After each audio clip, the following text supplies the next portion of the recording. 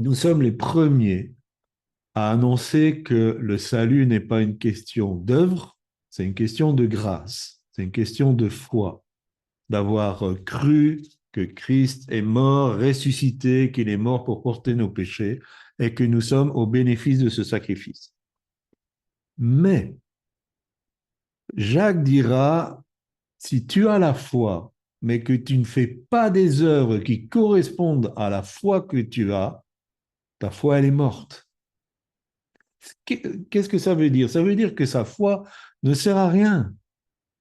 Il ira jusqu'à dire, tu crois en Dieu. Mais les démons, ils croient aussi. Les démons croient en l'existence de Dieu, ils ne sont pas incrédules à ce sujet-là. Mais eux tremblent.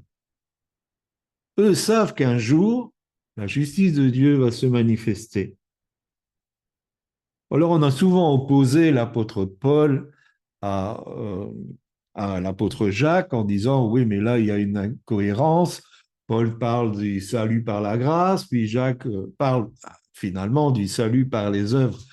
Non, Paul n'a jamais été en contradiction avec ça. Mais ce que il faut comprendre, c'est que si tu as la foi, si tu as accepté de naître de nouveau, que tu as vécu ce miracle de vivre de nouveau, tu dois changer. Ça doit se traduire par quelque chose, par des œuvres. Et on est appelé à faire les œuvres préparées d'avance pour nous.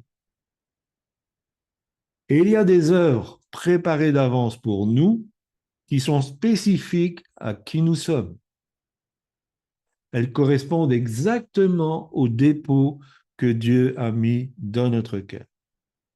Mais il y a des œuvres qui correspondent à une généralité qui doit se manifester dans la vie de l'enfant de Dieu.